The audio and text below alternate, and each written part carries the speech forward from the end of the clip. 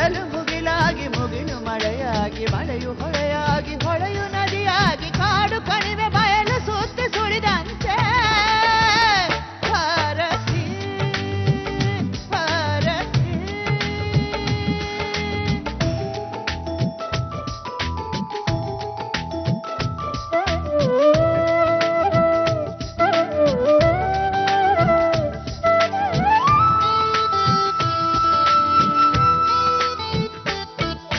ಬಿಂದು ಬಿಂದು ಹನಿ ಭೂಯನು ಸೇರಿ ತುಂಬಿತು ಚೇತನ ಮಣ್ಣಲ್ಲಿ ಬೀಜ ಕಣ್ಣನು ತೆರೆದು ಅರಳಿತು ಹೂವನ ಇವರು ಜೀವಧಾರೆ ಪಾತ್ರ ಅರಿತ ನೀರೇ ಇದು ಪ್ರೇಮ ಅನುರಾಗ ನೀರಿ ಎದಗು ಎದಗು ಮಾತು ಮೌನ ಹರಿದಂತೆ ಭಾರತಿ ಭಾರತಿ.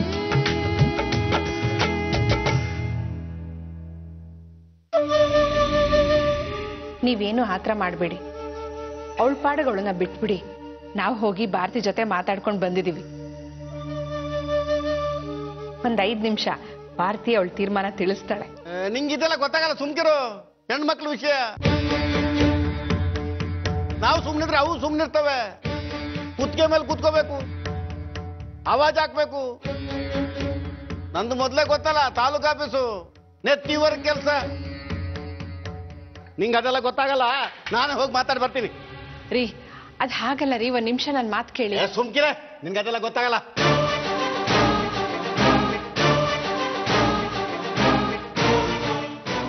ಭಾರತಿ, ನನ್ ಪುಟ್ಟಿ, ನನ್ ಕಂದ, ಎಲ್ಲಿದ್ಯಮ್ಮ? ಭಾರತಿ ಭಾರತಿ ಎಲ್ಲೋದ್ಲಿ ಇವಳು? ಭಾರತಿ ನನ್ನ ಮಗಳೇ, ನನ್ನ ಮಗಳು. ನಾನು ಹೇಳಿದ್ದಕ್ಕೆ ಇಲ್ಲ ಅಂತ ಹೇಳೋದೇ ಇಲ್ಲ. ಭಾರತಿ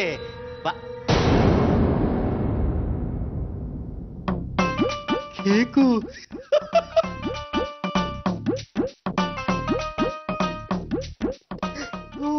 ಅಯ್ಯೋ ಅಯ್ಯೋ ಅಯ್ಯೋ ಅಯ್ಯೋ, ದುಬಾರಿ ಬೆಲೆದು. ನಮ್ಮ ಭಾರತಿಗೋಸ್ಕರ ತಂದಿದ್ದಾರೆ ಅಳಿಯಂದ್ರು. ಬುದ್ಧಿ ಇಲ್ಲ ಅವರಿಗೆ. ಇದರಲ್ಲಿ ಅರ್ಧ ಲೀಟರ್ ಪೆಟ್ರೋಲ್ ಬಂದಿರೋದು, 1 ಕೆಜಿ ಅಕ್ಕಿ ಬಂದಿರೋದು. ಆದ್ರೂ ದಿನ ಇದನ್ನ ಬೇಕರಿ ಶೋಕೇಸ್ ಅಲ್ಲಿ ನೋಡಿ ನೋಡಿ ಚಲ್ಲು ಸುರಿಸ್ತಾ ಇದ್ದೆ.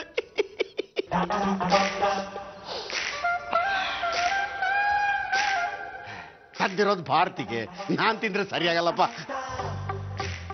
ಅಯ್ಯ, ಅಪ್ಪ ತಿಂದ್ರೇನು ಮಗಳು ತಿಂದ್ರೇನು? ನನ್ನಿಂದ ತಾನೇ ಅವಳಿರೋದು.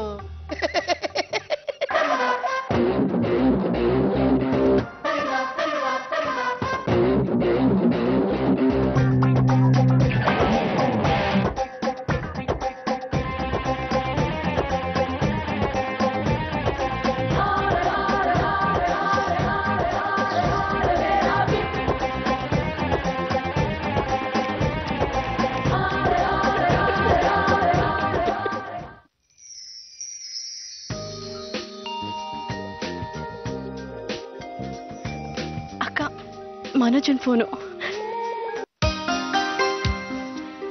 ಹಲೋ, ಇಷ್ಟೊತ್ತು ಬೇಕಾ ಫೋನ್ ಮಾಡೋಕ್ಕೆ? ಅವಾಗ್ಲಿಂದ ಫೋನ್ ಮಾಡ್ತಾ ಇದ್ದೀನಿ, ರಿಸೀವೇ ಮಾಡ್ತಾ ಇಲ್ಲ. ನಿನಗೊಂದು ಸಂತೋಷದ ವಿಚಾರ. ಏನದು? ನಾನು ನನ್ನಮ್ಮ ಇಬ್ರು ಇವತ್ತು ನಿಮ್ಮ ಮನೆಗೆ ಬರ್ತಾ ಇದ್ದೀವಿ ನಿನ್ನ ಸಂಬಂಧ ಕೇಳೋಕೆ. ನಿಜವಾಗ್ಲೂ? ಇಲ್ಲ, ಸುಳ್ಳು ಹೇಳ್ತಿದ್ದೀನಿ. ಗಂಡಿನ ಕಡೆಯವರು ಸರಿಯಾಗಿ ಗೌರವ ಮರ್ಯಾದೆ ಎಲ್ಲ ಕೊಡಬೇಕು. ಏಯ್ ಮನೋಜ ಅಂತ ಕೂಗ್ಬಿಡ್ಬೇಡ. ಸರಿ. ಹಾ, ನಮ್ಮಿಬ್ರಿಗೂ ಜಾಸ್ತಿ ಪರಿಚಯ ಇಲ್ಲ ಅನ್ನೋ ಹಾಗೆ ಮಾತಾಡಬೇಕು. ಸರಿ. ನಮ್ಮಮ್ಮನ ಕಾಲ್ ಮುಟ್ಟಿ ನಮಸ್ಕಾರ ಮಾಡ್ಕೋಬೇಕು. ನೀ ಹೇಳಿದ್ದೆಲ್ಲ ಕೇಳ್ತೀನಿ. ಬೇಗ ಬಂದು ಮಾತಾಡು ಮನೋಜ್. ಇಲ್ಲಿ ನನ್ನ ಪರಿಸ್ಥಿತಿ ಹೇಗಿದೆ ಅಂತ ನಿನಗೆ ಗೊತ್ತಿಲ್ಲ. ಬರ್ತಿದ್ದೀನಲ್ಲ, ಇನ್ನೆಲ್ಲ ಸರಿ ಹೋಗುತ್ತೆ. ಇನ್ನು 1.5 ಗಂಟೆಗಳ ಕಾಲ ರಾಹುಕಾಲ, ಆಮೇಲಿರೋದೆಲ್ಲ ನಮ್ ಕಾಲ. ಆದ್ರೆ ನಿಜವಾಗ್ಲೂ ನೀನು ನನಗೆ ಸಿಗ್ತೀಯಾ? ನಾನಲ್ಲಿ ಬರ್ತಿರೋದು ಯಾಕೆ ಗೊತ್ತಾ? ನನ್ನ ಬದುಕನ್ನ ನಿನ್ನ ಹೆಸರಿಗೆ ಬರ್ಕೊಡೋದಕ್ಕೆ. ಬರ್ಕೊಟ್ರೆ ನನ್ಗೇನ್ ಕೊಡ್ತೀಯಾ? ನಂದು ಅಂತ ಇರೋ ಒಂದೇ ವಸ್ತು, ಅದು ನೀನು. ಅದನ್ನೇ ನಿನಗೆ ಕೊಡ್ತೀನಿ. ನನ್ನನ್ನ ನನಗೆ ಕೊಡ್ತೀಯಾ? ಬೇಡ, ನನಗೆ ನಿನ್ನನ್ನು ಕೊಡು. ದಡ್ಡ, ಅದನ್ನ ಯಾವತ್ತೋ ಕೊಟ್ಟಿದ್ದೀನಿ. ಭಾರತಿ, ಭಯ ಆಗ್ತಿದೆ. ಯಾಕೆ ಮನೋಜ್? ತುಂಬಾ ಸಂತೋಷ ಪಟ್ರೆ ಅದ್ರ ಹಿಂದೆ ಒಂದು ಶಾಕ್ ಕಾಯ್ಕೊಂಡಿರತ್ತಂತೆ. ಹೌದು, ಕಾಯ್ಕೊಂಡಿದ್ಯಲ್ಲ. ಯಾವುದು? ನಮ್ಮ ಮದ್ವೆ.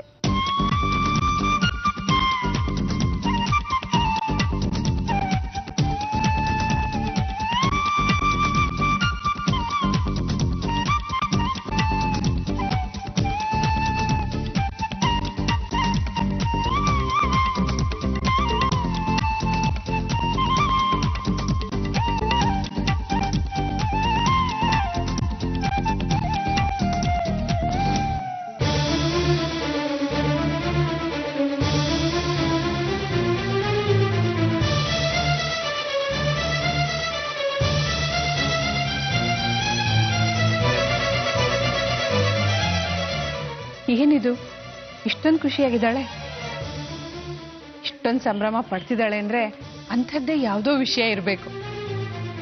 ಕೇಳಿದ್ರೆ ಗೊತ್ತಾಗತ್ತೆ.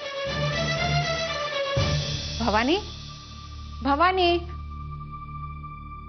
ಎಲ್ಲಿ ಹೋದ್ಲಿ ಇವಳು?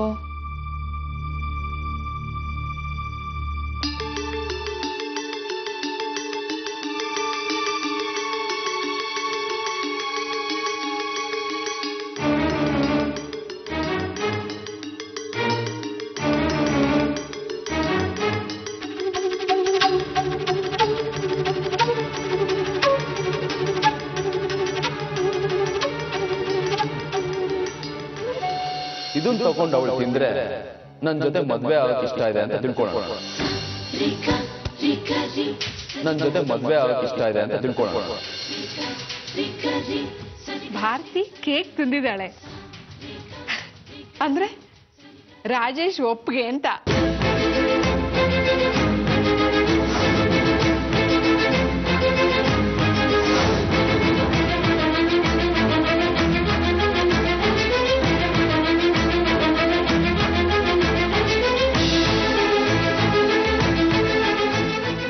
ಇದಕ್ಕೆ ನಾ ಇಷ್ಟೊಂದು ಖುಷಿ. ಕಳ್ಳಿ.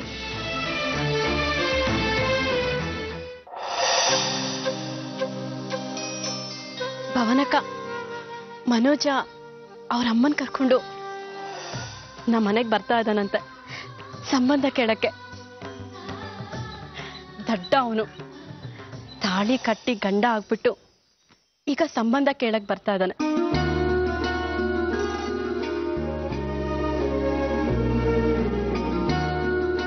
ಅಕ್ಕ, ನಿನ್ ಮಾತ್ ಕೇಳಿ ಇದನ್ನ ತೆಗೆದೇ ಬಿಟ್ಟಿದ್ದಕ್ಕೆ ಸಾರ್ಥಕ ಆಗೋಯ್ತು. ಇನ್ಯಾವತ್ತು ಇದಿಲ್ಲೇ ಇರುತ್ತಲ್ವಾ?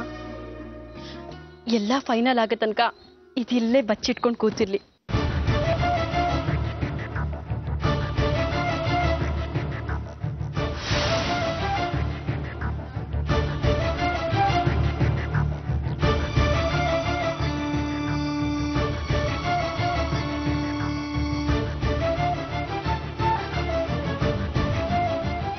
ರೂಮ್ಗೆ ಹೋಗಿದ್ದೆ, ನೋಡ್ದೆ, ನಿನ್ನ ಉತ್ತರ ಸಿಕ್ತು. ಧೈರ್ಯವಾಗಿ ನಿನ್ಗನ್ಸಿದ್ದನ್ನು ಹೇಳಿದ್ಯಲ್ಲ, ಅದೇ ಸಂತೋಷ.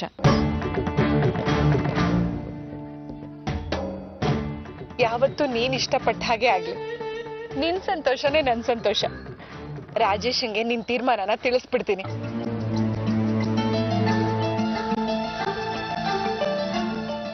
ಅಕ್ಕ, ಆ ಬಾಕ್ಸ್ ಅಲ್ಲಿ ಇದ್ದಿದ್ದ ಕೇಕ್ನ ನಾ ತಿಂದಿರ್ಲಿಲ್ಲ. ಅವ್ನು ನನ್ಗಿಷ್ಟ ಇಲ್ಲ ಅಂತ ಅಮ್ಮ ಹೋಗಿ ರಾಜೇಶಂಗೆ ಹೇಳ್ಬಿಡ್ತಾಳೆ. ಅಲ್ಲಿಗೆ ಆ ರಾಜೇಶನ ಆತಂಕ ಮುಗೀತು. ಇನ್ 1.5 ಗಂಟೆ ನಂತರ ಮನುಷ್ಯ ನಮ್ಮ ಮನೆಗೆ ಬರ್ತಾರೆ, ನನ್ನ ಸಂಬಂಧ ಕೇಳ್ತಾರೆ. ನನ್ನೆಲ್ಲ ಸಮಸ್ಯೆಗಳು ಮುಗೀತು, ಬಗೆಹರಿತು. ಅಕ್ಕ,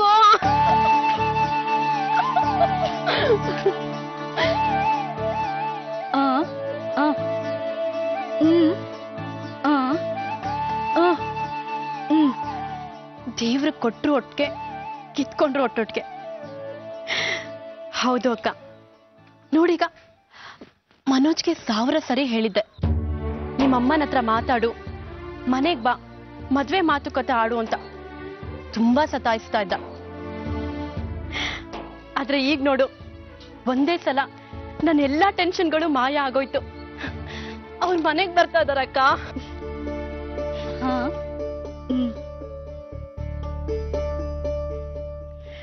ಅಕ್ಕ, ನಾನು ಕಷ್ಟಪಟ್ಟಾಗ್ಲೂ ನೀನ್ ನನಗ್ ಧೈರ್ಯ ಹೇಳಿದ್ಯಾ.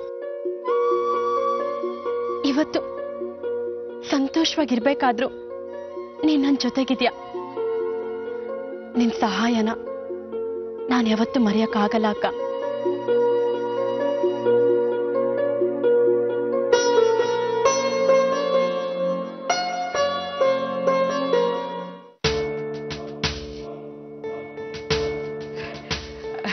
ನನ್ ಮಗಳು ಅವಳು ತೀರ್ಮಾನ ತಿಳಿಸಿದಾಳೆ. ಹಾ, ತಿಳಿಸ್ಬಿಟ್ಲ? ನಾನು ಹೋಗಿದ್ದೆ ಅವಳ ಹತ್ರ ಮಾತಾಡೋಣ ಅಂತ, ಸಿಗ್ಲೇ ಇಲ್ಲ ಅವಳು. ಏನಂತ ಅವಳು ತೀರ್ಮಾನ? ಭಾರತಿ ಮದ್ವೆಗೆ ಒಪ್ಕೊಂಡಿದ್ದಾಳೆ.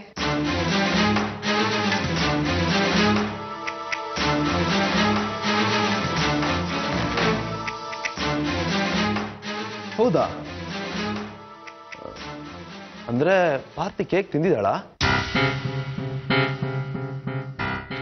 ಕೇಕಾ? ಹೌದು, ತಿಂದಿದ್ದಾಳೆ.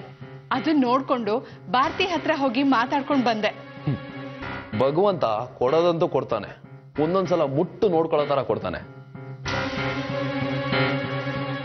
ನಿಜ ಹೇಳ್ತಾ ಇದೀನಿ, ಭಾರತಿ ನಾನು ಒಪ್ಕೊಳ್ತಾಳೆ ಅನ್ನೋ ನಂಬಿಕೆನೇ ಇರ್ಲಿಲ್ಲ. ಯಾವುದಕ್ಕೂ ಒಂದ್ಸಲಿ ಕನ್ಫರ್ಮ್ ಮಾಡ್ಕೋಬೇಕಲ್ಲ. ಇನ್ನೇನ್ ಕನ್ಫರ್ಮ್ ಮಾಡ್ಕೋಬೇಕು? ಭಾರತಿನ ನೇರವಾಗಿ ಕೇಳ್ತೀರಾ? ಬೇಡ ಬೇಡ, ಪರವಾಗಿಲ್ಲ. ಒಂದು ಸಲ ಅವ್ರ ರೂಮಿಗೆ ಹೋಗಿ ಅವಳು ತಿಂದು ಖಾಲಿ ಮಾಡಿರೋ ಕೇಕ್ ಬಾಕ್ಸ್ ನ ನೋಡ್ತೀನಿ. ಯಾವ ಕೇಕ್ ಬಾಕ್ಸ್ ಬಗ್ಗೆ ಮಾತಾಡ್ತಿದ್ದೀರಿ ನೀವು? ನನಗೆ ಗೊತ್ತಿಲ್ಲದೆ ಇರೋದು. ಅದೇನಾಯ್ತು ಅಂದ್ರೆ, ಭಾರತಿ ಮದ್ವೆ ಬಗ್ಗೆ ತೀರ್ಮಾನ ಹೇಳೋದಕ್ಕೆ ಸ್ವಲ್ಪ ನಾಚಿಕೆ ಪಟ್ಕೊಂಡ್ಲು.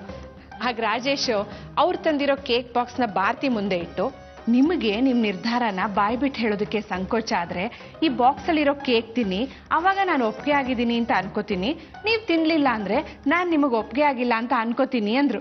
ಅಂದ್ರೆ ನೀನ್ ಹೇಳ್ತಾ ಇರೋದು ರೂಮಲ್ಲಿ ಇದ್ದ ಕೇಕ್ ಬಗ್ಗೆ ಅಲ್ವಾ? ಹೌದು ರೀ, ಭಾರತಿ ರೂಮಲ್ಲಿ ಇದ್ದಿದ್ ಕೇಕ್ ನ ಅವಳು ತಿಂದಿದ್ದಾಳೆ. ಅಂದ್ರೆ ಇದೆ ಅಂತ ಅಲ್ವಾ?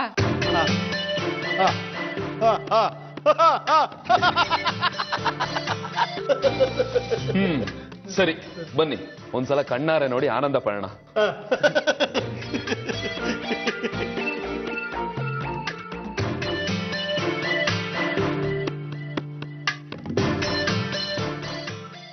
ನೋಡಿ, ತಿಂದಿದ್ದಾಳೆ.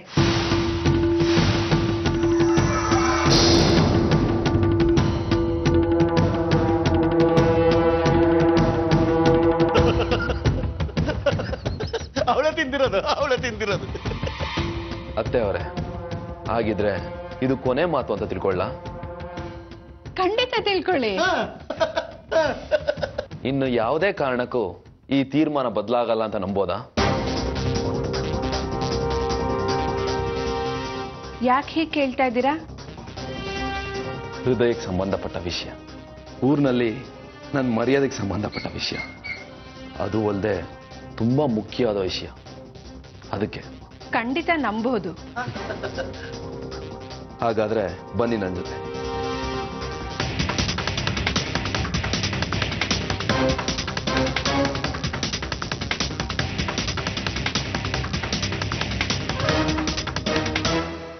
ನೀವು ನಂಬಿರೋ ದೇವರ ಮುಂದೆ ನಿಂತು ನನಗೆ ಮಾತು ಕೊಡಿ, ನಿಮ್ಮ ಮಗಳು ಭಾರತಿನ ನನಗೇ ಕೊಟ್ಟು ಮದುವೆ ಮಾಡ್ತೀರಾ ಅಂತ.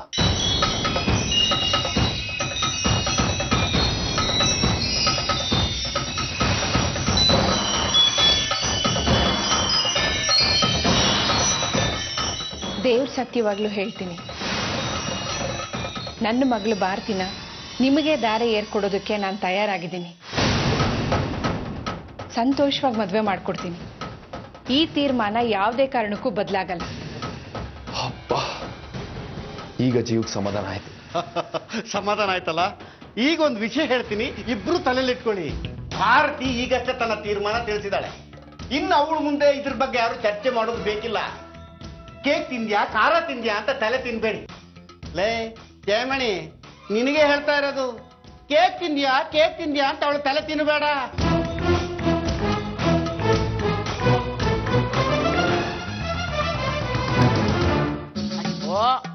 ಈ ರಾಹು ಕಾಲನೂ ಸುಳ್ಳು, ಕೇತು ಕಾಲನೂ ಸುಳ್ಳು. ಅದನ್ನೆಲ್ಲ ನೀ ನಂಬೇಡ ಕಾವೇರಿ. ಯಾವಾಗ ಹೇಳಿದ್ದು ರಾಹು ಕಾಲ ಇರೋದು ಸತ್ಯ, ಕೇತು ಕಾಲ ಇರೋದು ಸತ್ಯ. ರಾಹು ಕಾಲದಲ್ಲಿ ಯಾವ ಕೆಲಸ ಮಾಡಿದ್ರು ಸುಖ ಇರೋದಿಲ್ಲ. ಎಲ್ಲ ಪಲ್ಟಿ. ನಮ್ಮಮ್ಮನೂ ನಂಗೆ ಗಂಡು ನೋಡೋವಾಗ ರಾಹು ಕೇತು ಎಲ್ಲಾ ಕಾಲವನ್ನು ನೋಡ್ಕೊಂಡೇ ಶುರು ಮಾಡಿದ್ಲು. ಒಳ್ಳೆ ಕಾಲದಲ್ಲಿ ಮದುವೆನೂ ಆಯ್ತು. ಆದ್ರೆ ಈ ರಾಹು ನನ್ನ ಗಂಟು ಬಿತ್ತಲ್ಲ. ಏನೆಂದೆ? ಆವತ್ತು ಗಂಟು ಬಿದ್ದ ರಾಹು ಇವತ್ತಿನವರೆಗೂ ನನ್ನ ಜೊತೆಗೆ ನೇತಾಡ್ಕೊಂಡಿದೆಯಲ್ಲ. ಅಂದ್ರೆ ಸುತ್ತಿ ಬಳಸಿ ರಾಹು ಅಂತ ನನಗೆ ಹೇಳ್ತಾ ಇದ್ಯಾ? ಸುತ್ತಿ ಬಳಸಿ ಯಾಕೆ, ನೇರವಾಗಿ ಹೇಳ್ತೀನಿ. ನಿನ್ಗ ಧೈರ್ಯ ಇಲ್ಲ ಬಿಡೆ. ನನಗ ಧೈರ್ಯ ಇದೆ, ನಿನಗಿಲ್ಲ. ಇದೆ ಅಷ್ಟೇ.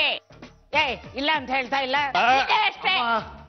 ಅಜ್ಜಿ, ಆ ರಾಹು ಕೇತುಗಳು ಸುಮ್ಮನಿದ್ರು, ನೀವಿಬ್ರು ರಾಹು ಕೇತುಗಳ ತರ ಜಗಳ ಆಡ್ತಾ ಇದೀರಲ್ಲ, ಸುಮ್ಮನಿರ್ಬಾರ್ದಾ? ಲೋ ರಾಜಶೇಖರ, ಈ 15-20 ದಿವಸಕ್ಕೆ ಪ್ಯಾಕೇಜ್ ಟೂರು ಅಂತ ಕರ್ಕೊಂಡು ಹೋಗ್ತಾರಲ್ಲ, ಎಲ್ಲಾ ಊರು ಸುತ್ತಾಡ್ಸ್ಕೊಂಡ್ ಬರ್ತಾರಲ್ಲ, ಅಂಥದ್ದು ಯಾವ್ದಾದ್ರು ಇದ್ರೆ ಒಂದ್ ಟಿಕೆಟ್ ಬುಕ್ ಮಾಡಿಸ್ಕೊಂಡಾರೋ. ಹೋಗು, 20 ದಿನ ನೆಮ್ಮದಿಯಿಂದ ಈ ಮನೇಲಿ ಇರ್ಬೋದು. ಅತ್ತೆ, ಟಿಕೆಟ್ ತರಿಸ್ತಾ ಇರೋದು ನನಗಲ್ಲ, ನಿನಗೆ. ಎಲ್ಲ ಇವಳ ಕಾವೇರಿ, ಇವರಿಬ್ರು ಜಗಳ ಮುಗಿಯೋದಿಲ್ಲ. ರಾಹುಕಾಲ ಮುಗೀತು, ನೀನ್ ಹೊರಡು. ಮನೋಜ್, ನೀನೇ ಈ ಮನೆಗೆ ಹಿರಿ ಮಗ, ಜವಾಬ್ದಾರಿ ನಿನ್ನ ಮೇಲಿದೆ. ಅಮ್ಮನ್ನ ಜೋಪಾನ ಕರ್ಕೊಂಡೋಗಿ ಜೋಪಾನ ಕರ್ಕೊಂಬ. ಆಯ್ತಪ್ಪ, ನಾನೆಲ್ಲ ನೋಡ್ಕೊಂತೀನಿ. ಅಮ್ಮ ಹೋಗ್ಬರ್ತೀನಿ. ಆಯ್ತು, ಇನ್ನಿಲ್ಲ. ಬರ್ತೀನಮ್ಮ, ಬರ್ತೀನಿ. ಬಾ ಮನೋಜ.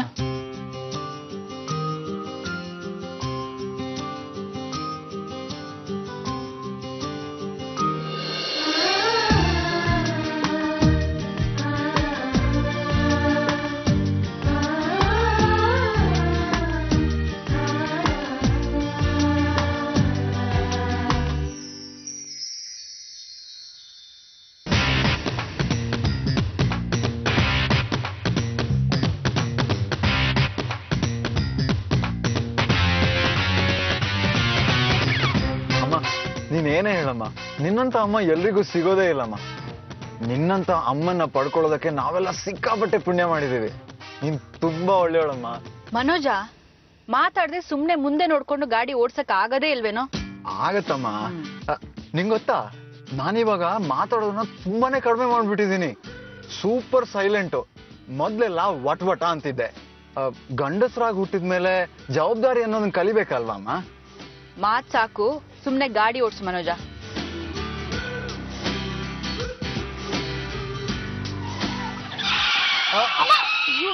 ಯಾಕೋ ಮನೋಜ?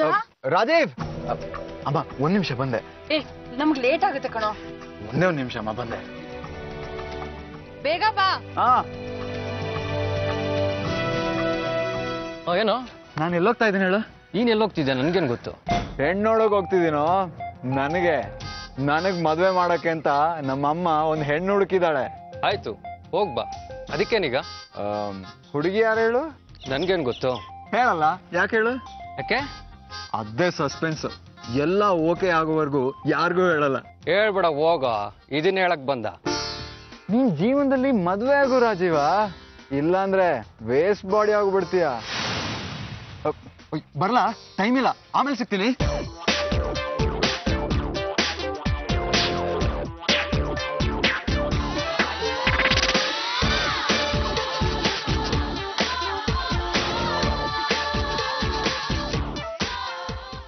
ಎಷ್ಟೊತ್ ಮನೋಜ? ನಮ್ ಕ್ಲೋಸ್ ಫ್ರೆಂಡು ಹೇಗಿದ್ಯಾ ಅಂತ ಕೇಳ್ಬಂದೆ. ಹೊರಡೋಣ ನಡಿ. ನನ್ ಫ್ರೆಂಡ್ಸ್ಗೆಲ್ಲ ನಾನೇ ಬುದ್ಧಿವಾದ ಹೇಳೋದು. ನನ್ ಕಂಡ್ರೆ ತುಂಬಾನೇ ಗೌರವ ಅಮ್ಮ. ಪುಣ್ಯಾತ್ಮ, ನನ್ ಕಿವಿ ಎಲ್ಲ ಗುಯ್ ಅಂತ ಇದೆ ನಿನ್ನ ಹತ್ರ ಮಾತಾಡ್ತಾ ಇದ್ರೆ. ಬೇಗ ಜಯಮನ್ ಮನೆ ಕರ್ಕೊಂಡು ಹೋಗು, ತುಂಬಾ ಕೆಲ್ಸಗಳಿದೆ.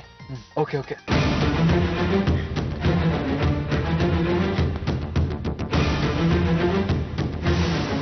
ದೇವ್ರ ದೇವ್ರ ಸತ್ಯವಾಗ್ಲೂ ಹೇಳ್ತೀನಿ, ನನ್ನ ಮಗಳು ಭಾರತಿನ ನಿಮಗೆ ದಾರಿ ಏರ್ಕೊಡೋದಕ್ಕೆ ನಾನು ತಯಾರಾಗಿದ್ದೀನಿ.